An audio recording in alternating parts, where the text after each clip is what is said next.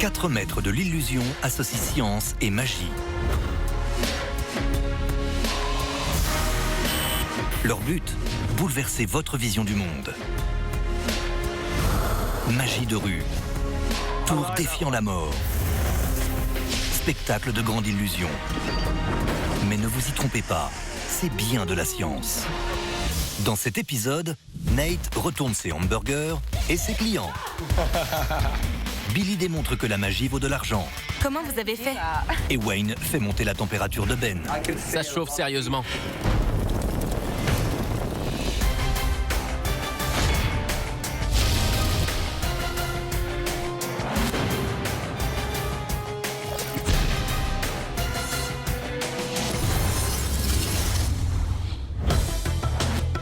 Depuis des siècles, les magiciens utilisent l'art de l'illusion pour épater leur public. Mais nous avons une approche un peu différente. Dans cette émission, nous utilisons la science pour leurrer notre public. La science qui semble être magique. À Londres, Nate se fait passer pour le patron d'un café pour faire la démonstration de son dernier tour de magie. Tout le monde aime les hamburgers, c'est délicieux.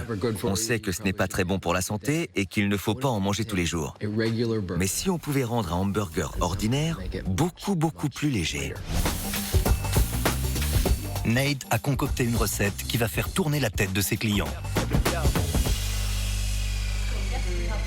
Le hamburger de luxe pour vous et le cheeseburger bacon pour vous. Merci. Voilà le spécial. On dirait un hamburger normal, il a le même goût. Mais le problème, c'est que les hamburgers ne sont pas très bons pour la santé. Alors j'ai pris un hamburger ordinaire et je l'ai rendu beaucoup plus léger. Regardez.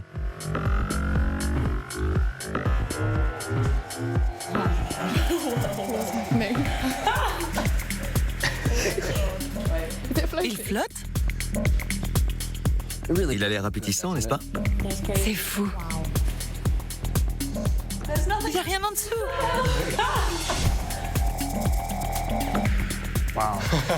C'est dingue. J'y crois pas.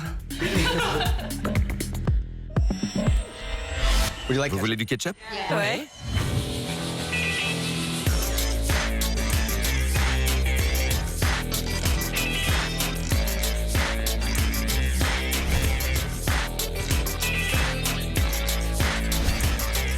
Trop bizarre.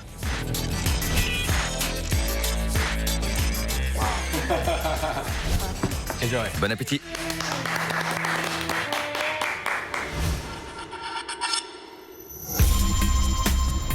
Cet hamburger tourné sur lui-même, c'était incroyable. Je pensais qu'il y avait un fil invisible. J'avais jamais vu ça.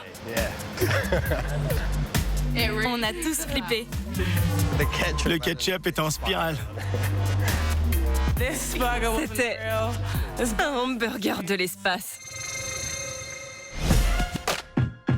Non, il ne s'agit pas du repas d'un martien. Derrière le secret du hamburger en suspension se cache un aimant dissimulé sous la nappe. Un autre aimant plus petit mais très puissant se trouve dans la partie inférieure du hamburger. Ces deux aimants sont placés de façon à ce que les deux pôles positifs soient l'un en face de l'autre. Alors quand Nate approche le hamburger de la table, les champs magnétiques positifs se repoussent, ce qui fait flotter le hamburger dans l'air. C'est une illustration simple de la lévitation magnétique, technique utilisée pour les monorails qui se déplacent au-dessus et non sur le rail.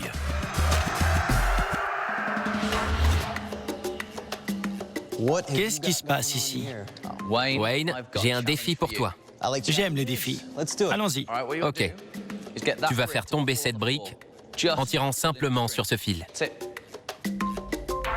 D'accord. Ça a l'air facile. Bon, pas si facile que ça. Regarde.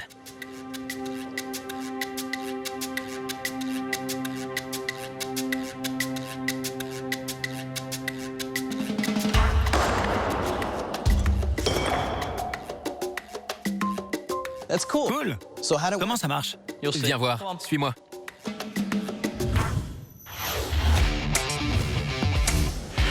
Ben emmène Wayne dans un site industriel désaffecté de Londres pour reconstituer le même tour, mais en bien plus grand et en bien plus dangereux.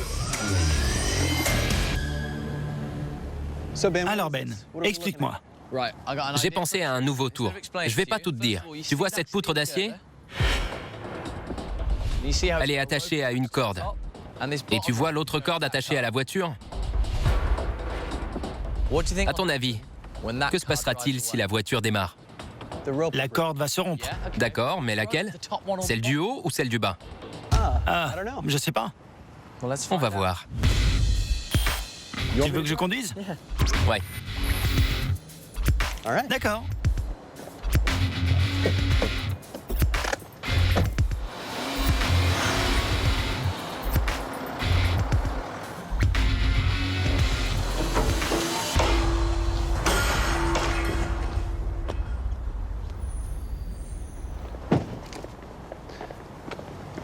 Je viens de casser la corde du bas.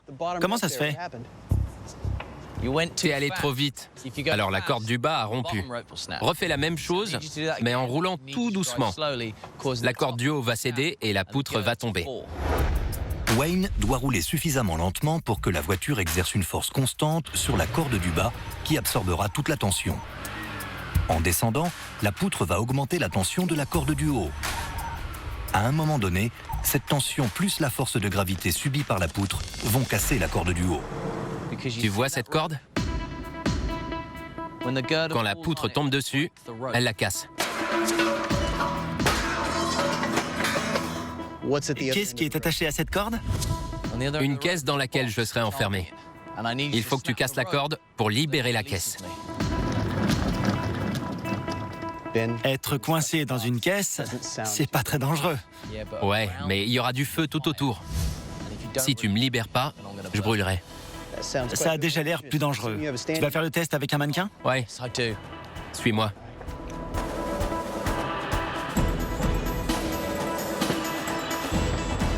Wayne, voici Trevor. Viens, Trevor.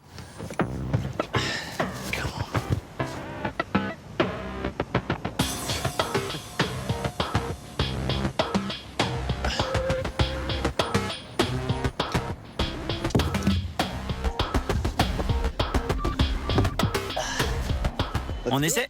On essaie.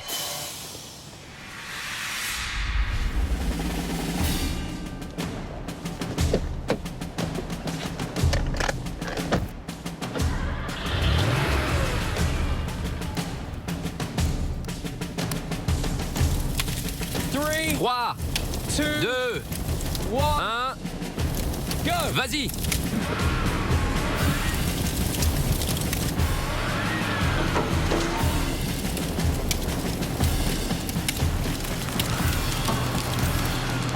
Ralentis, ralentis. Oh, merde.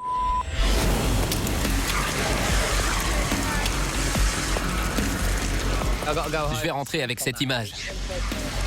Quand la caisse a pris feu, tout est allé très vite. J'ai conduit à la vitesse qu'on m'avait demandé, mais c'est la corde du bas qui a cassé. Alors la poutre n'est pas tombée. La chaleur était si intense que c'est tout ce qu'il reste du pauvre Trevor. Si ça ne casse pas demain et qu'il ne me sort pas à temps, quand je vois à quelle vitesse la caisse a brûlé, je serai plus de ce monde.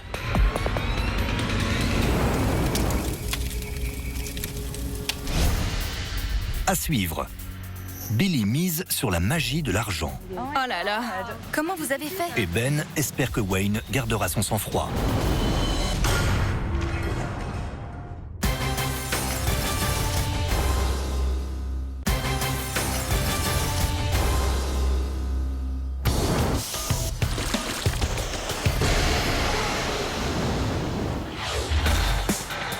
La famille de Billy est d'origine polonaise. Elle vit en Angleterre, mais son cœur est toujours au Canada, son pays natal. Grâce à mon travail, j'ai la chance de beaucoup voyager, mais mon pays me manque toujours un peu. Du coup, j'ai toujours un petit souvenir magique sur moi. Cette pièce de monnaie canadienne. Billy a un lien si fort avec sa pièce de monnaie qu'elle l'emporte à Varsovie et à Londres pour en faire la preuve. Vous avez de la monnaie? Parfait, ce sont des pièces polonaises? Oui. Est-ce que vous voulez bien prendre une de vos pièces et la glisser là-dedans? Vous avez un autre zloty? Mettez-le dedans. Vous avez de la monnaie? Oui. Mettez-les ici. Choisissez-en une, mettez-la dans cette enveloppe, et vous fermez l'enveloppe.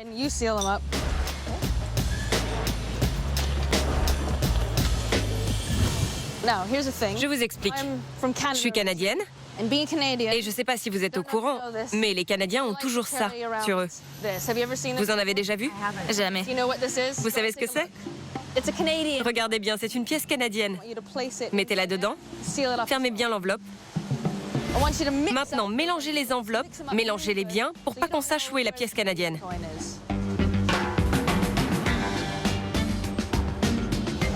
Dites-moi quand vous avez fini.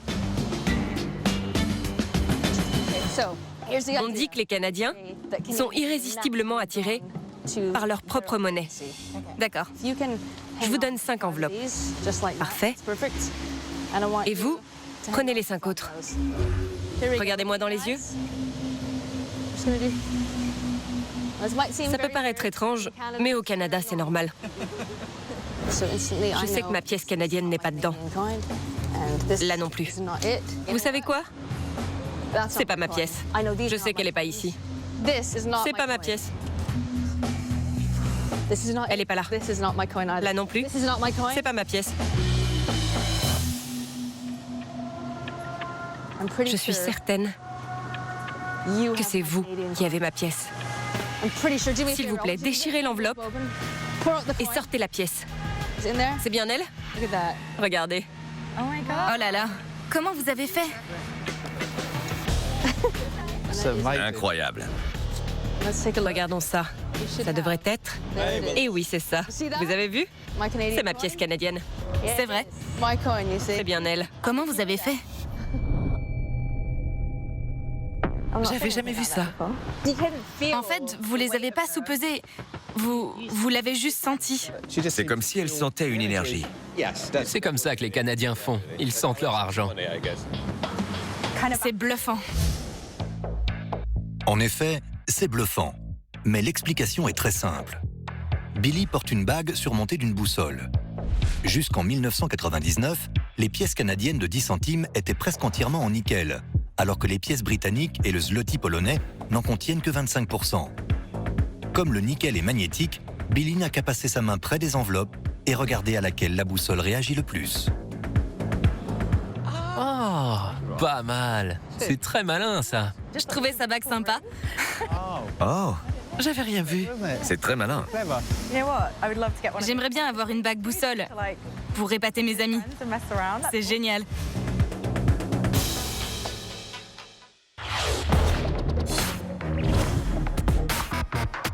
Plus tôt dans l'épisode, Ben et Wayne ont tenté une cascade audacieuse dans laquelle Wayne devait conduire à une vitesse très précise pour libérer Ben des flammes.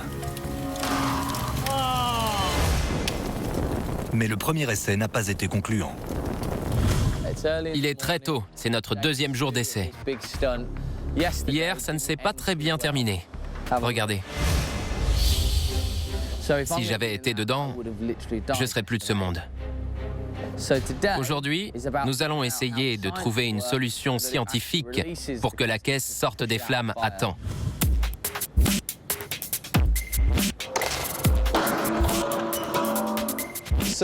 Nous avons réussi à casser la corde plusieurs fois,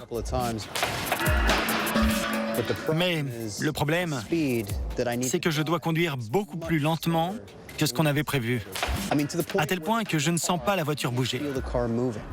Nous craignons que le feu soit hors de contrôle avant que je puisse libérer Ben. Ils ne savent pas à quelle vitesse le feu va se propager et de plus, évaluer la bonne vitesse de la voiture est un vrai cauchemar. Leur méthode ne semble pas très fiable. Nous avons fait 3 essais. Les 2 premiers ont bien marché, mais le dernier a raté. C'est la mauvaise corde qui s'est cassée. Il va falloir refaire les calculs. Ben risque de brûler vif s'il ne maîtrise pas la science. Ils font donc appel à un expert pour trouver une solution. Le truc ne peut fonctionner que s'il y a beaucoup de poids là-dessus. Plus ce poids est léger, plus le résultat est aléatoire. La poutre fait au maximum 200 kilos. C'est pas énorme. Si elle pesait 1 tonne, c'est la corde du haut qui se casserait à chaque fois. Le public étant déjà sur les lieux, la solution d'ajouter du poids n'est pas envisageable. Sachant que ce tour n'est pas vraiment fiable, Ben doit décider s'il veut ou non réaliser sa cascade.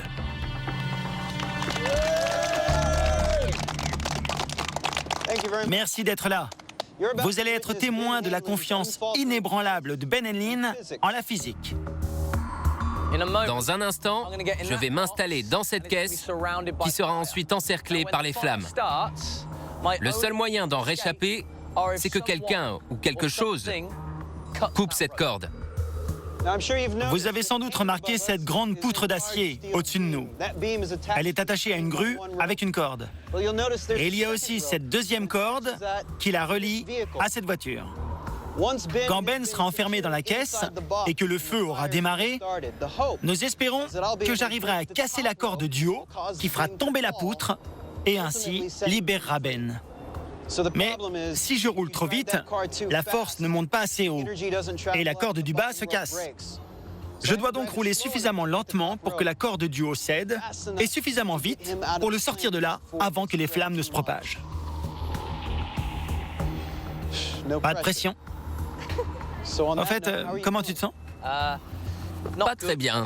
Il y a un peu trop de variables. Le feu peut se propager très vite, la caisse pourrait s'enflammer avant que tout commence, la poutre pourrait ne pas tomber, la corde pourrait ne pas se casser. À part ça, tout va bien. Pour tout vous dire, les essais d'aujourd'hui ne se sont pas passés comme prévu. Est-ce que tu es sûr de vouloir continuer?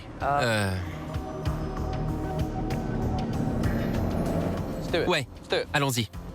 Ouais. D'accord. Comment vous appelez-vous? Steve. Steve, vous voulez m'aider à l'enfermer dans cette caisse? Bien sûr. Merci.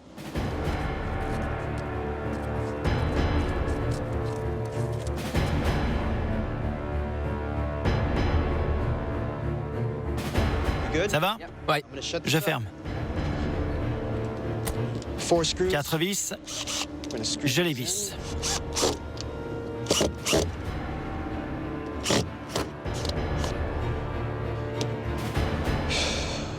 Vous aimeriez être à sa place? Surtout pas. Comment tu te sens? J'espère que la science va faire ses preuves. Tu es toujours partant? Ouais.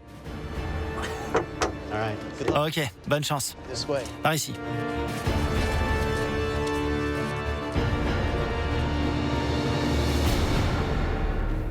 Tout à coup, je crois que j'ai des doutes. Ben est prêt. Vous êtes prêts? Allumez le feu.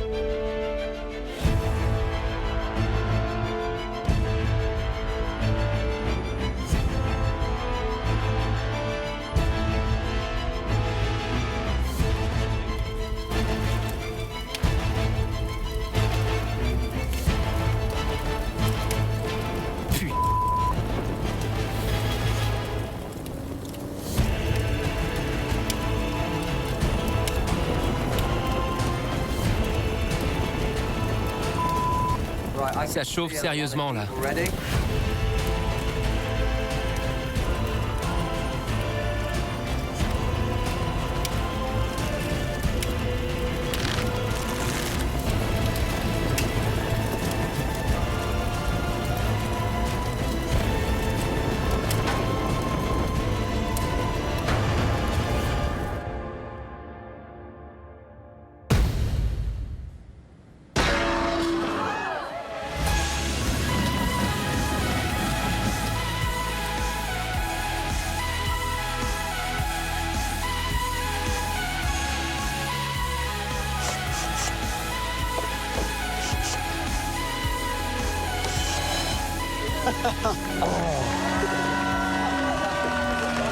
content de te voir. Merci beaucoup. Honnêtement, j'ai vraiment eu peur que la caisse s'enflamme. J'étais terrifié à l'idée que Ben ne s'en sorte pas. J'aurais pas aimé être à sa place. On était à 15 mètres et on sentait bien la chaleur. D'abord, j'ai pensé, dépêche-toi Wayne, je veux sortir de là. Puis, oh non, s'il roule trop vite, c'est la mauvaise corde qui va se casser. J'ai déjà vécu l'expérience du feu, c'est horrible. On n'a qu'une seule envie, c'est de se sauver. Je voulais accélérer à tout prix pour faire tomber la poutre, mais je savais que si j'allais trop vite, la mauvaise corde céderait. C'était très angoissant. Ça a marché! Non mais t'y crois?